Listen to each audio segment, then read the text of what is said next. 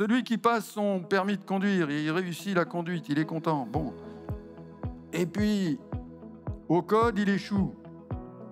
S'il dit « Ah bah, j'abandonne », alors non seulement il a perdu tout l'argent des cours de conduite, mais il n'aura jamais son permis. Et la solution, c'est de quoi? Il bosse un peu plus son cours, son code, et puis il repasse. Sinon, il sera toute sa vie sans permis. Si au premier échec, on commence à la première faillite, on commence à tout laisser tomber, eh bien, on ne se relève pas. Si ton entreprise fait faillite, si ton employeur te licencie ou est obligé de mettre la clé sous la porte, alors si tu restes là chez toi, prostré, à te lamenter, « Ah, j'ai perdu mon emploi », il ne va pas se passer grand-chose. Relève-toi. Relève-toi. Dieu ne veut pas que tu restes abattu, immobile, inerte. Il veut que tu te relèves.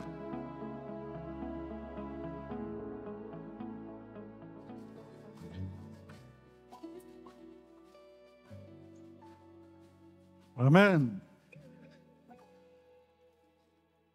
Bonjour à tous. Que la paix du Seigneur soit avec chacun. Ce matin, on va aborder un sujet, si on peut projeter. Voilà, vous allez peut-être être surpris par l'image. Et le verset d'introduction, c'est Proverbe 24, 16.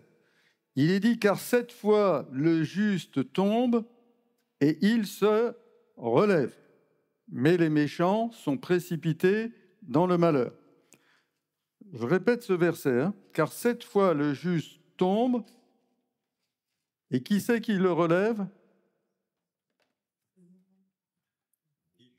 Lui. Parce que souvent on dit, et le Seigneur le relève. C'est pas ce qui est écrit. C'est pas ce qui est écrit. Bon, il se relève avec l'aide du Seigneur, c'est sûr, on le verra, mais pour être relevé par le Seigneur, il faut aussi avoir la volonté de se relever. Alors j'ai pris cette image-là, on peut la remettre. J'ai pris cette image extraite d'un Grand Prix moto. Est-ce qu'il y en a qui s'intéressent au Grand Prix moto? Oui, bon, et au moins. Et c'est un sport où les compétiteurs tombent très souvent. D'ailleurs, un des plus grands champions, finalement, c'est peut-être celui qui a le plus tombé. Son squelette, on se demande par endroits, sur les bras, les omoplates ou autres, s'il n'y a pas plus de plaques métalliques que d'os. Mais pour ceux qui ont eu l'occasion de regarder ces courses de Grand Prix motocyclistes, ils tombent très souvent, alors des fois parce qu'ils sont imprudents, ils prennent trop de risques, etc. Parce que des fois un autre les fait tomber, peu importe la raison.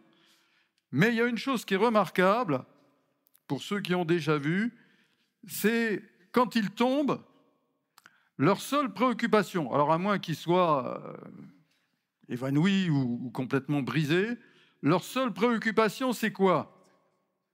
C'est de se relever, de courir vers la moto et d'essayer de redémarrer et de repartir sur la piste. Et s'ils ne peuvent pas, parce qu'ils ont des fractures ou autres, dans les jours qui suivent, ils se font opérer, ils se font soigner, rééduquer, et dès qu'ils peuvent, ils reviennent. Même des fois, à la limite, ils ne sont pas tout à fait consolidés dans leurs fractures, mais ils reviennent, ils n'ont qu'une idée, c'est de reprendre la course et la compétition. Et je me dis, mais si nous, les chrétiens, nous pouvions être comme cela, quand nous connaissons une chute, un problème, une difficulté, un échec, peu importe, quelle est notre préoccupation? Est-ce que c'est de nous lamenter? Est-ce que c'est de rester tombé? Ou au contraire, de se précipiter pour se relever et reprendre la course?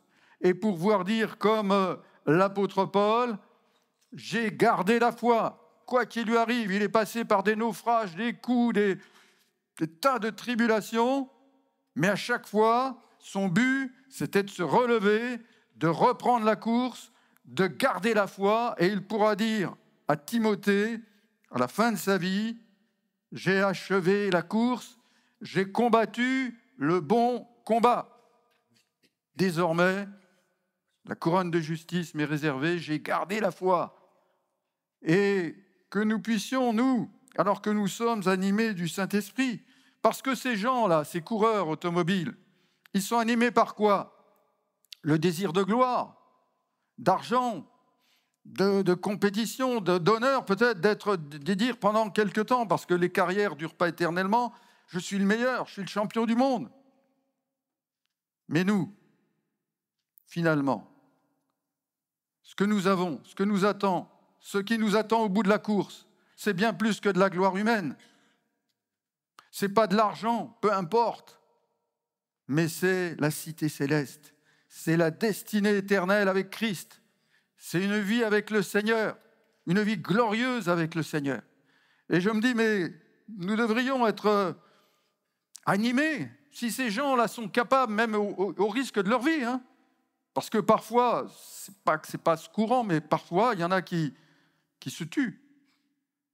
Mais si ces gens sont capables de faire ça, alors nous qui sommes animés de l'esprit, à la moindre difficulté, au moindre échec, même si c'est un autre qui nous fait tomber, hein, des fois, je dis des fois, il se précipite vers sa moto, mais quand la moto est complètement il se précipite sur celui qui l'a fait tomber, ils en sont presque à en venir aux mains. Mais s'ils sont capables de ça, pour de la vaine gloire, pour des choses de vanité, de rien, nous, combien nous devrions être motivés pour toujours reprendre la course, nous relever, ne pas nous relâcher, garder la foi, de ne pas nous décourager en regardant la récompense céleste. Eux, ce qu'ils regardent, c'est le podium. Ah, je repars, hein, je suis tombé, mais je repars. Si je peux encore... Ça, il y a des points. Hein, les 10 ou 15 premiers marquent des points. Peut-être les 10 premiers marquent des points.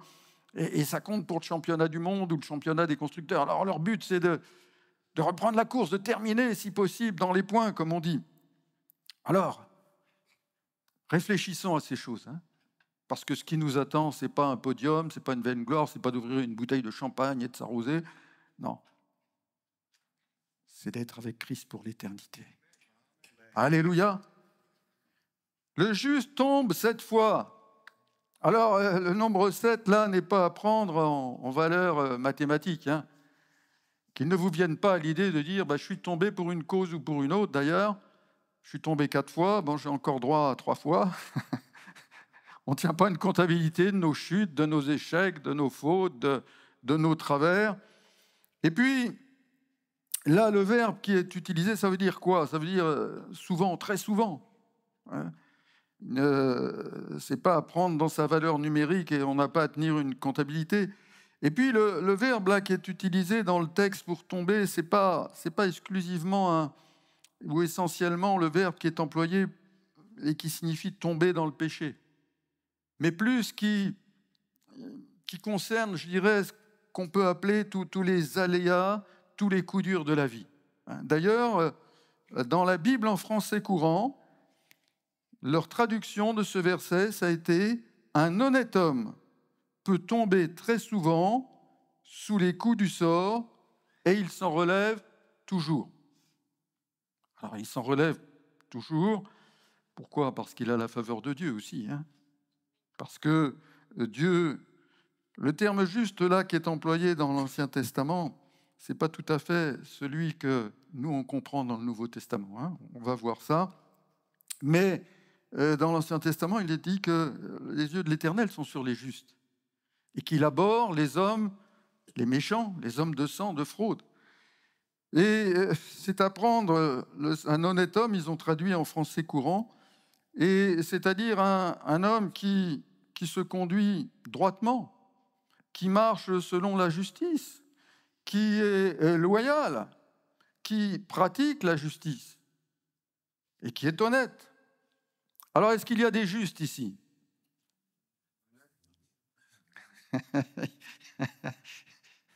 Oui, il y a des justes. Alors, nous sommes tous des justes en Jésus-Christ. D'accord? On a été justifiés par Christ.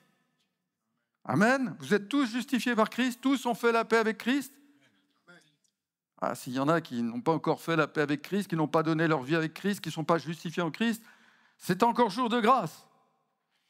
Alors, nous sommes justes en Christ. Pourquoi? Parce qu'il nous a fait grâce. Parce qu'il a fait grâce à des pécheurs. Nous sommes des pécheurs sauvés par grâce.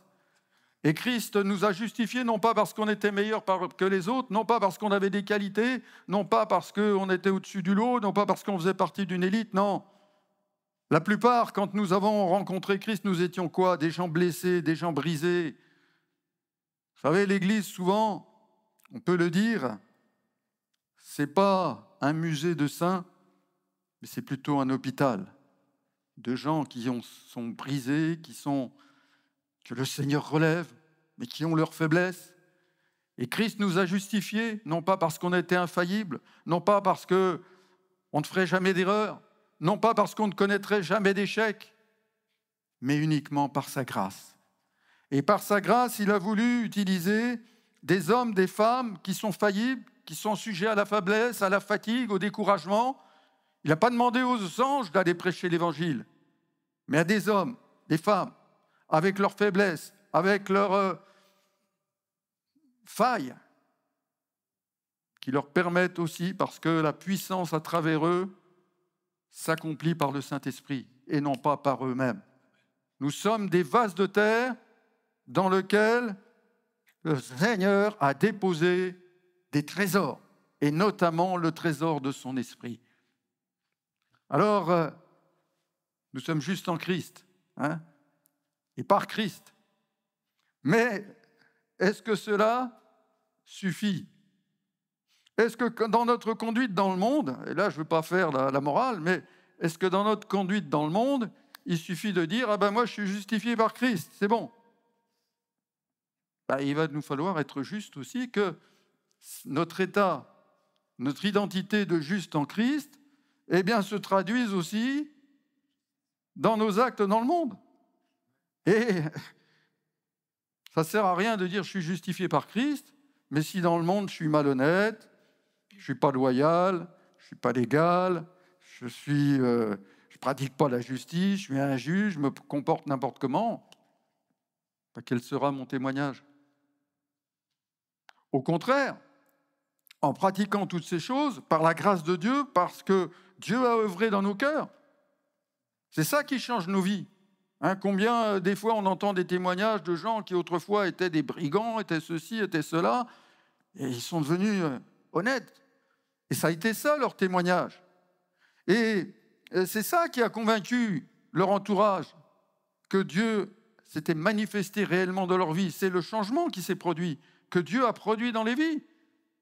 Et c'est ainsi que nous pouvons témoigner. Parce que si nous ne sommes pas crédibles dans les choses de ce monde, nous ne serons pas crédibles spirituellement. Et vous savez, quand on rend témoignage, souvent les gens se moquent de nous, ou bon bref. Mais si on se comporte mal, ils le voient tout de suite, et ils disent « Mais toi qui es chrétien, tu as fait ça, tu as dit ça ?» Vous avez jamais remarqué ça? Dès qu'on fait un faux pas, dès qu'on dit qu'on est chrétien, qu'on parle de Jésus et tout, arrête avec tes histoires, ça va, ça suffit. Mais dès qu'on fait un faux pas, mais dis donc, t'as osé faire ça, toi? Comment ça se fait que tu as fait ça? Alors que tu es chrétien, vous savez, ils ne nous loupent pas. Alors, ceci étant, vous, moi, nous tous, soit nous connaissons actuellement, soit nous avons connu ou nous connaîtrons des chutes, des erreurs, des échecs, des déceptions, des épreuves, des tribulations. Nous prendrons des mauvaises décisions, ou nous prendrons des fois des bonnes décisions, mais au mauvais moment. Et puis, vous savez, il y a l'ennemi qui est là, à tous les coins de rue, pour essayer de nous faire un croche-pied. Et tout ça, ça va affecter tous les domaines de notre vie, que ce soit le domaine spirituel, le domaine émotionnel, le domaine familial, le domaine professionnel, notre santé même. Et nous connaîtrons tout un tas de situations, des trahisons et autres. Et vous savez, très souvent, on entend des avertissements, des mises en garde contre l'évangile de la prospérité. Vous avez déjà entendu parler de ça, l'évangile de la prospérité, allez, avec le Seigneur, tu vas voir, et puis plus tu donneras, tu vas devenir millionnaire, et patati patala. Bon, bref. Il y a beaucoup de mise en garde contre l'évangile de la prospérité. Mais je dirais, il y a encore pire, et des fois, c'est prêche un peu trop cela, hein, c'est l'évangile de la facilité. L'évangile, pas de problème. L'évangile, long fleuve tranquille. La vie est un long fleuve tranquille. Et tu vas voir, tu viens à Jésus, et puis ta vie, hop, dès que tu as un problème, pouf, ça se règle, et puis rien, tout va bien, tout va pas rien connaître, et puis c'est comme ça que vous avez vécu votre vie chrétienne. Oui, l'évangile sans problème, il y en a qui l'ont vécu déjà. Non. Qu'est-ce que nous dit le Seigneur? Qu'est-ce que nous dit sa parole? Il nous dit, le malheur atteint souvent le juste, mais l'Éternel l'en relève toujours. Hein, Psaume 34, verset 19. Hein, ça complète le fait que l'on doit se relever. Et quelqu'un a dit, celui qui se relève est plus fort que celui qui n'est jamais tombé. Un autre a dit, mais la chute, ce n'est pas un échec. Le véritable échec, c'est de rester là où on est tombé, immobile. On parlait, et la Bible en français courant a traduit par les coups du sort. Je parlais d'aléas de la vie, mais ce qu'on appelle les coups du sort, c'est-à-dire des choses auxquelles on ne s'attend pas dans les choses de la vie, et puis qui ne résultent pas forcément d'un péché, hein, des choses qui nous arrivent, on dit, tiens, là, ça m'arrive, mais qu'est-ce qui se passe, hein? Mais nous croyons que Dieu est tout au contrôle. Et toutes ces choses qui peuvent nous arriver. Alors, je sais bien, hein, souvent, on entend dire, toutes choses concourent au bien de ceux qui aiment Dieu, mais celui qui est au fond du sac, quand il entend ça, ce n'est pas forcément la bonne parole qu'il a envie d'entendre. Il faut plutôt des fois le consoler, simplement. Il a peut-être besoin d'un câlin, c'est tout, hein, et pour le réconforter. Mais, vous voyez, celui qui se relève est plus fort qu'il n'est jamais tombé. Vous savez, un jour, mon fils a eu un grave accident au bras, un accident de voiture avec d'autres jeunes de l'église. Et il y a eu une opération, là, des proches, enfin bref, tout un cinéma. Mais enfin, le médecin lui dit, tu sais, ton os, à l'endroit où il s'est cassé, il avait eu une fracture déplacée de l'humérus, etc. Et le médecin lui dit, mais tu sais, ton os, à l'endroit où il s'est cassé, par la suite, il sera encore plus solide que tout le reste. Parce que là, ça s'est ressoudé, ça a fait, je ne sais pas quoi, bon bref. Mais là, il sera encore plus solide à cet endroit-là. Alors, quand nous tombons, quel que soit, ou quand nous sommes dans des circonstances là qui nous mettent à terre, hein, eh bien, nous apprenons à nous relever, et si possible, pour ne pas retomber ou recommencer les mêmes erreurs et les mêmes échecs. Vous savez tous faire du vélo? Oui? Du patin à roulettes, du patin à glace, du skateboard ou du ski ou autre, oui. Quand vous avez appris, combien de fois vous êtes tombé avant d'acquérir la maîtrise, la bonne position, le bon équilibre? Vous êtes tombé combien de fois? 7 fois? Oh, ok. Alors le pire, à l'époque, quand vous êtes tombé, c'est pas d'être tombé, ça a été votre réaction. Si la première fois que vous êtes tombé à vélo, vous avez dit, bon, c'est fini, je ne remonte plus sur un vélo, eh bien, vous ne saurez jamais faire de vélo.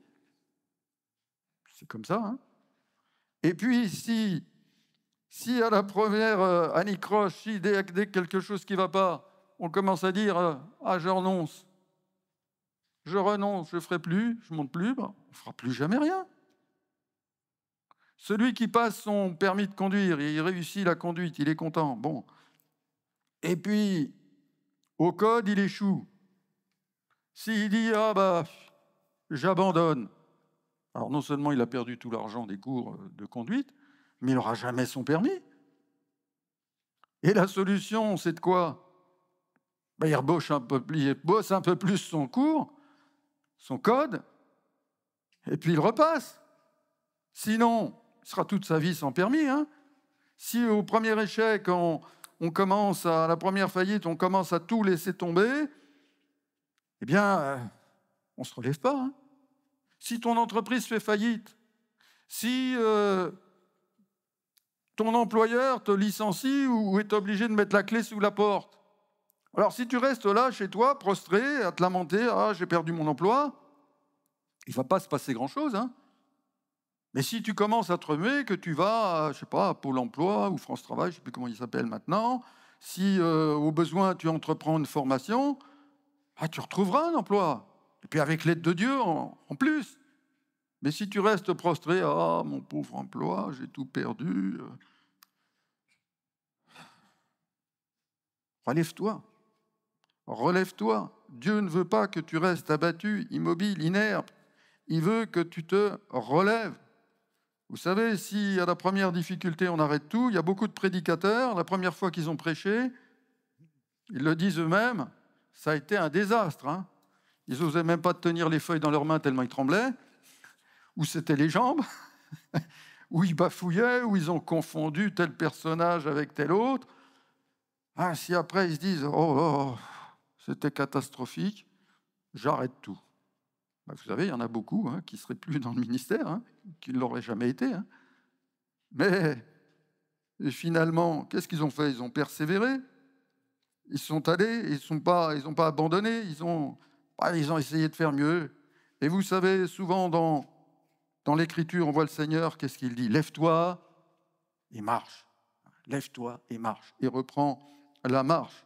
Ne t'arrête pas pour autant.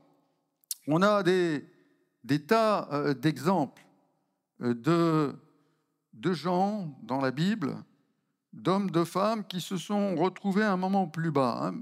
Pas à cause de leur péché d'ailleurs. Prenez Joseph.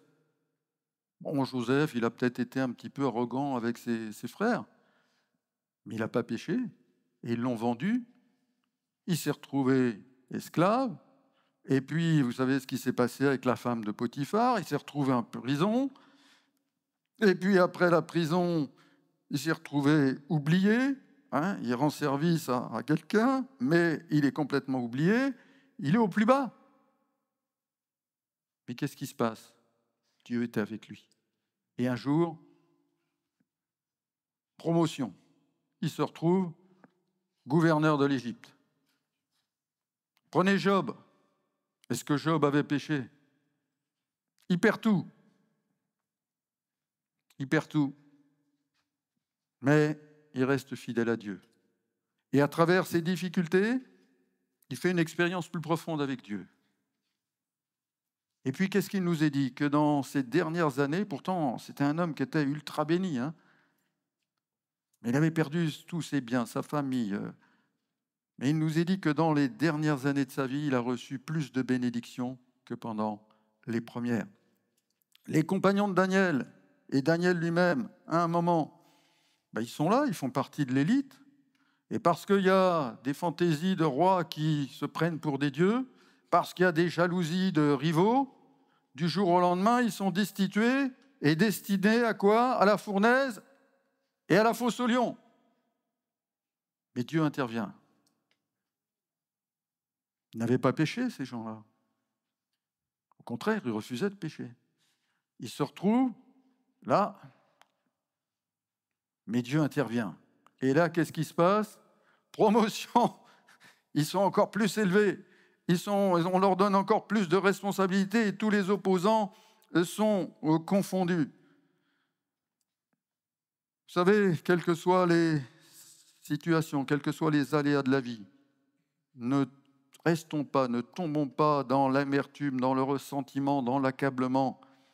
Nous ne comprenons pas des fois pourquoi certaines choses nous arrivent, mais nous avons tous cette certitude, du moins j'espère que nous l'avons tous, que les bontés de Dieu se renouvellent chaque matin et qu'elles sont inépuisables. Et elle se renouvelle chaque matin. Pourquoi? Parce que nous en avons besoin chaque matin. Et sans la bonté de Dieu, sans la grâce de Dieu, nous ne pouvons rien. Nous ne sommes rien. Vous savez, quand c'était en août 75, nous étions en vacances au camp de l'Égoile. Je ne sais pas, Nadine, si tu y étais. Et c'était un camp chrétien. Il y avait pas mal de jeunes, d'ailleurs, qui se destinaient au ministère. Et un certain nombre d'entre eux sont devenus pasteurs. Et l'après-midi, souvent, le camp, il y avait une ville pas très loin qui s'appelle Méruès. Et beaucoup de gens de ce camp descendaient à Méruès. Et l'après-midi, on était descendu à Méruès. Et puis, bon, vers la soirée, tout le monde remontait au camp. Hein. Et puis, à un moment, je roule là. Et qu'est-ce que je vois? Un petit attroupement. Petit attroupement, il y avait un gendarme. Et puis, je regarde, mais je dis, mais tiens, ce sont des frères du camp, là. Et puis, il y avait un jeune que je connaissais qui finalement se destinait, se préparait au ministère. Alors, on arrête la voiture, et puis d'autres chrétiens qui passaient aussi, voyant que reconnaissant des frères, des sœurs, s'arrêtent. Et puis, qu'est-ce que je vois? Je vois un jeune là qui se destinait au ministère, assis par terre, complètement effondré. Et alors, on demande qu'est-ce qui se passe? Qu'est-ce qui se passe? Qu'est-ce qui se passe? C'est que l'air roulait tout doucement dans la ville de Méruès, et d'un seul coup, à un angle de rue, il y a une petite fille qui se précipite devant la voiture. Et il a eu beau freiner, il a heurté la petite fille. Et ce jeune-là s'est retrouvé en état de choc. Les autres qui étaient avec lui sont tout de suite descendus de la voiture pour prier pour la petite. Bon, la petite pleurait, on ne savait pas trop ce qu'elle avait. Bon, il ne l'avait pas écrasée, hein, Dieu merci. Et alors, on était là, plusieurs, on s'est organisés. Il y en a qui ont vu avec les gendarmes. Et puis les gendarmes, quand ils ont vu l'état du conducteur, il était complètement en état de choc, complètement en sidération, complètement anéanti. Et ils ont dit, bon, bah, écoutez, ramenez-le là-bas, au camp. Quand il est arrivé, M. Davout l'a vu dans un tel état. Bon, bien sûr, il a prié pour lui. Et puis, on est allé, on a accompagné la famille. Et la famille de la petite fille, c'était des gens originaires de Normandie. Et au camp de l'Égoile, il y avait beaucoup de Normands aussi. Il y avait des Marseillais, mais beaucoup de Normands aussi. Et donc, on a accompagné. Le médecin fait un examen en disant « Oh, ben non, il n'y a pas l'air d'avoir quelque chose de sérieux, quelques égratignures, etc. » Donc, et notre jeune était complètement anéanti. Complètement anéanti. Même le lendemain, quand on le voyait, c'était la fin des vacances. Et puis, un an après, on rencontre quelqu'un qui avait assisté à la scène et qui était d'une église de, je ne sais plus si c'était d'Évreux, du Havre ou Ponteau-de-Mer, je ne sais plus. Et il nous dit, tu te souviens de cet accident-là? Oui, je me souviens. Bah, tu sais, la petite, en fait, le médecin, dans un premier temps, avait dit, bon, il n'y a rien de grave, mais ça n'allait pas. Et en fait, elle avait une fracture de la jambe. Elle avait une fracture de la jambe, mais des frères et sœurs de l'Église ont accompagné les parents, l'ont visité, ont même accompagné et visité la petite à l'hôpital. Ils ont reçu le témoignage, ils ont accepté Christ et ils se sont convertis. Gloire à Dieu. Alors parfois, il y a des coups de la vie, hein. On se dit, mais pourquoi Seigneur? Notre jeune frère, là, qui après a été dans le ministère, sur le coup, était complètement ratatiné. Mais gloire à Dieu, Dieu avait un plan à travers tout ça. Même si parfois c'est douloureux à passer. Hein, parce que j'aime mieux vous dire que pendant un temps, il a dû se dire, mais oh là là, mais si j'avais pu freiner plus tôt, et si jamais je l'avais écrasé, Mais Dieu a relevé, Dieu s'est manifesté, Dieu a manifesté sa gloire. Vous savez, il y a des gens, des fois, qui ont tout perdu. Je ne sais pas s'il y a des descendants de pieds noirs ici. Oui. Je ne sais pas si vous avez connu cette période en 62, là, quand ils sont revenus en métropole. Alors qu'ils soient chrétiens ou pas chrétiens, souvent, qu'est-ce qu'ils nous disaient? nous avons tout perdu. Par la suite, il y a eu des indemnisations, bon, je ne sais pas à quelle hauteur, mais au début, il n'y a pas eu grand-chose pour les aider. Hein. Et tous, on les entendait dire, ben, on a tout perdu. Ouais. Mais ils n'avaient pas perdu la vie. Hein.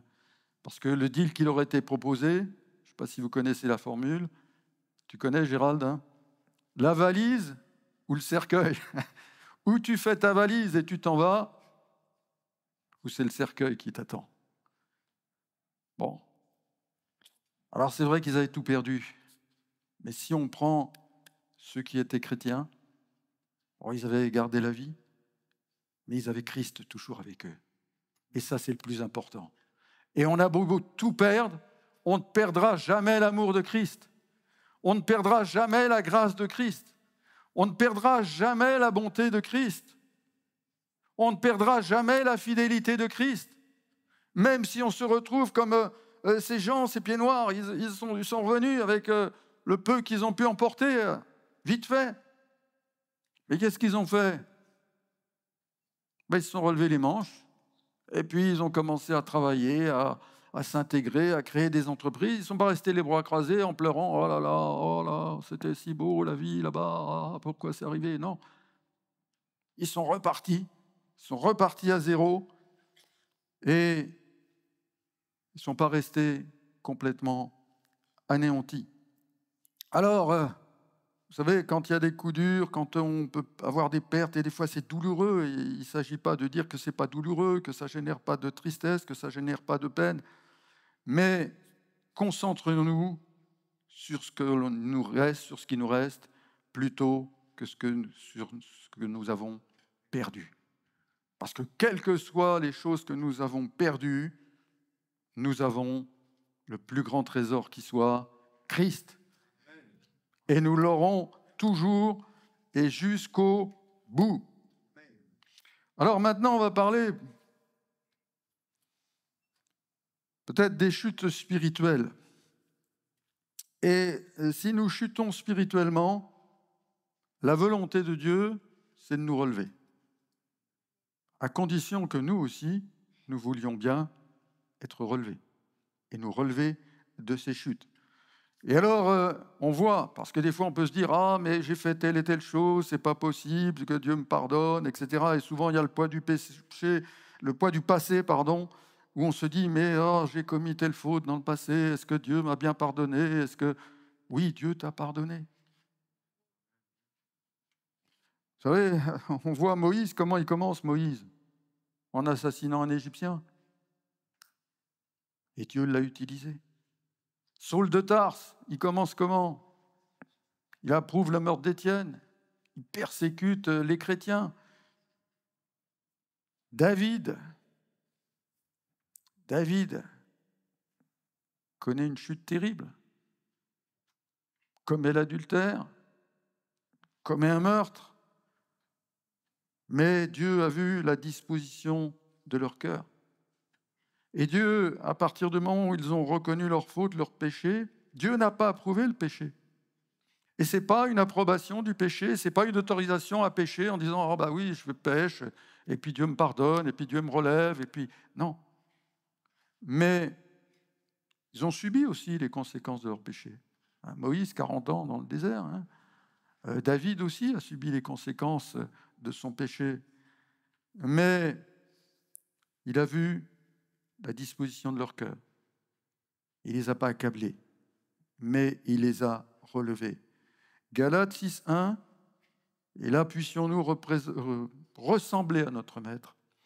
Il est dit, frère, si un homme ou une femme vient être surpris en quelque faute, vous qui êtes spirituels, redressez-le avec une matraque. C'est ce qui est écrit dans vos Bibles. Avec un fouet, avec des grands coups sur la tête. Non, il est écrit avec un esprit de douceur. Et il est dit, prends garde toi-même, de peur que tu ne sois aussi tenté. Et ailleurs, il est dit que celui qui croit être debout prenne garde de ne pas tomber.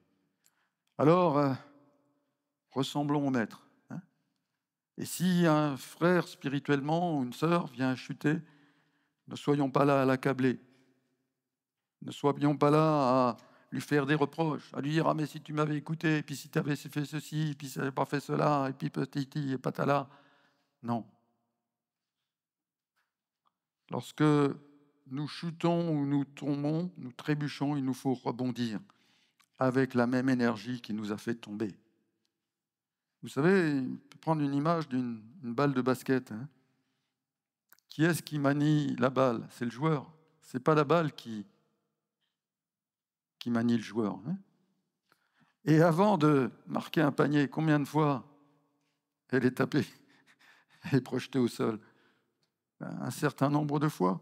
Et pour rebondir, il nous faut être comme cette balle, flexible, malléable, souple entre les mains de Dieu, humble, et de développer, d'approfondir toujours notre relation avec Jésus et de compter sur lui. Si au contraire nous tombons dans la religiosité, il y a des balles qui ne peuvent pas rebondir. Pourquoi? Parce qu'elles sont vides, ou parce qu'elles sont trop rigides, trop dures, elles se sont endurcies, elles sont devenues, comment dirais-je, comme ces pharisiens, légalistes, durs, dans leur certitude, dans leur routine, dans leur religiosité. Mais si nous venons au Seigneur, qu'est-ce que nous dit la parole? Si nous confessons nos péchés, il est fidèle et juste pour nous les pardonner. Confesser le péché et manifester la foi dans le Seigneur, dans sa grâce et dans son pardon. Vous savez, il y a un processus là aussi pour être relevé. David, après sa terrible chute, au psaume 51, que l'on appelle un psaume de repentance, il dit « Je reconnais mes transgressions. J'ai péché contre toi seul, tu seras juste dans ta sentence. » Et vous savez, il ne vient pas vers Dieu quand Nathan, le prophète, vient lui dire « Mais attends, ça ne va pas David là. Hein. Il y a quelque chose dans ta vie que tu as fait. Maintenant, ton péché là, ça ne va pas du tout. » Et David ne va pas chercher d'excuses. Il va reconnaître, il va assumer. David a commis des erreurs, des fautes, a connu des échecs dans sa vie, mais toujours il a assumé ce qu'il faisait.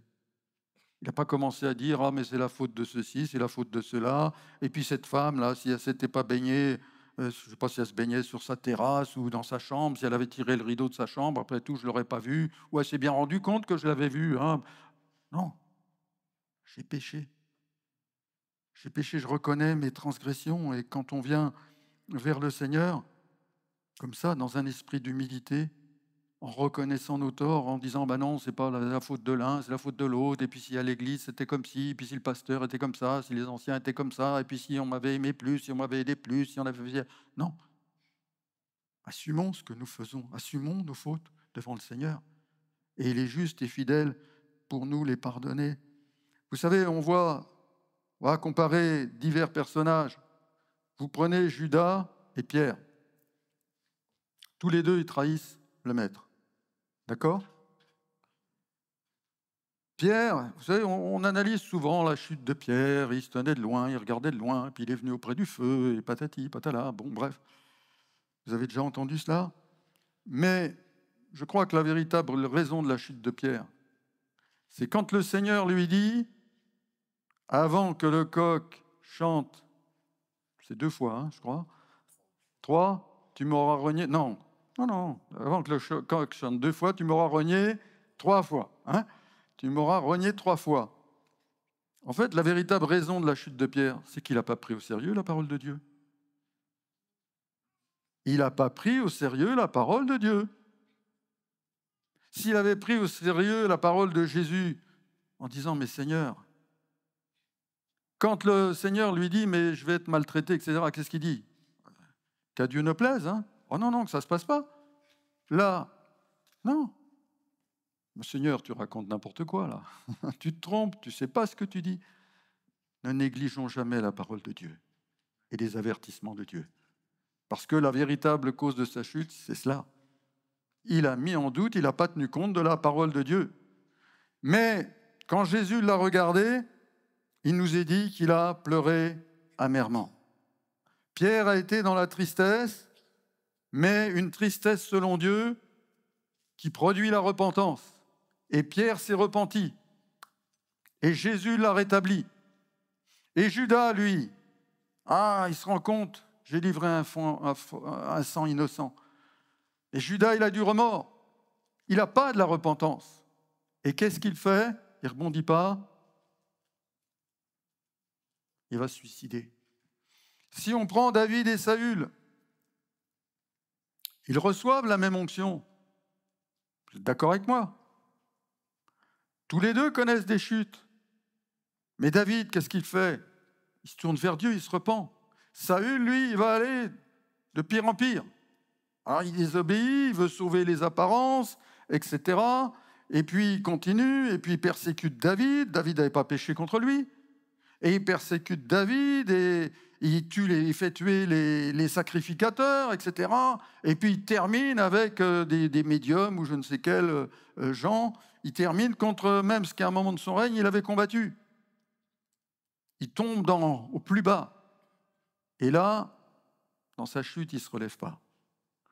Et puis, on pourrait parler encore le sacrificateur Élie, celui qui a élevé Samuel. Quand on lit, ses fils se comportent n'importe comment et commettent de très grands péchés, nous dit l'Écriture. Hein. Des fois, l'Écriture met de grands péchés, très grands péchés. Ils méprisaient les offrandes de l'Éternel, ils s'engraissaient des offrandes qui étaient destinées à Dieu, ils couchaient avec des femmes devant la tente d'assignation, c'est un lieu où normalement la sainteté aurait dû s'exprimer, et leur père entend parler de ça, et leur dit « Oh, mes enfants, c'est pas bien ce que vous faites. Hein. » Mais il ne réagit pas. Et il y a un prophète qui vient le voir, qui lui dit « Mais attends, là, parce que tu fais cela, etc., tu vas voir et que tu tolères ça. » Il prononce un jugement sur sa maison. Est-ce qu'il réagit? Il ne réagit pas. Et puis, la première fois que Dieu parle à Samuel, il lui annonce que le temps où tous les malheurs qui ont été prophétisés sur Élie vont arriver. Et qu'est-ce que dit le sacrificateur Élie? Il est dans un fatalisme terrible. Vous savez ce qu'il répond? C'est l'Éternel qu'il fasse ce qui lui semblera bon. C'est-à-dire qu'il ne réagit pas. Il est là, il est tombé dans le fatalisme, il n'y a plus la foi, il n'y a rien, il n'y a pas de réaction, il est complètement amorphe. Alors, vous savez, j'ai amené là deux balles. La première, ça me coupe mon effet, ça. La première, elle a l'air bien sympathique. Hein. Il y a un beau sourire dessus. Mais il y a l'apparence de la piété. Mais ça a renié tout ce qui en faisait la force. Et puis c'est tombé dans le fatalisme, c'est tombé dans le doute, dans l'incrédulité, dans le péché. Ça s'est enfoncé plus dans le péché. Et ça, je pourrais dire, il n'y a pas de volonté de repentance, il n'y a pas de désir de repentance. Et ça, je pourrais dire, c'est Judas, c'est Saül, c'est le sacrificateur Élie. Et là, quand il tombe, ça ne rebondit pas. Ça ne rebondit pas. La chute est définitive. Et puis il y a cette balle-là. Je vais la comparer à Pierre, à David, peut-être à d'autres. Et dans cette balle, il y a quelque chose de différent. On va voir si ça marche. Vous voyez? Qu'est-ce qu'il y a de différent? Il y a de la lumière. Il y a la vie. Il y a eu l'œuvre de l'Esprit qui est intervenue dans cette vie. Et là, cette balle, elle a la capacité de rebondir. D'accord?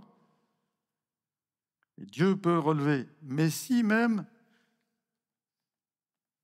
elle tombe et qu'elle ne rebondit pas, parce que David, après son péché, il s'est passé un temps entre le moment où Nathan est venu lui parler de son péché pour remettre les choses en ordre.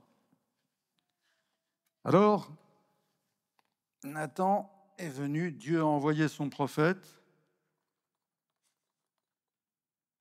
Et qu'est-ce qui se passe?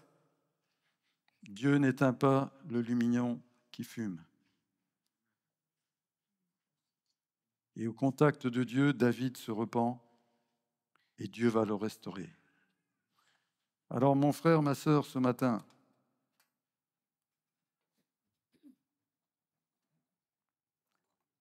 quelles que soient tes chutes, tes manquements, tu es comme cette balle. Tu es né de nouveau.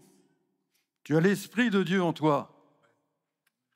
Et quels que soient tes échecs, tes fautes, tes dommages, qu'ils soient spirituels ou dans un domaine ou dans l'autre, ce matin, Dieu veut que tu rebondisses.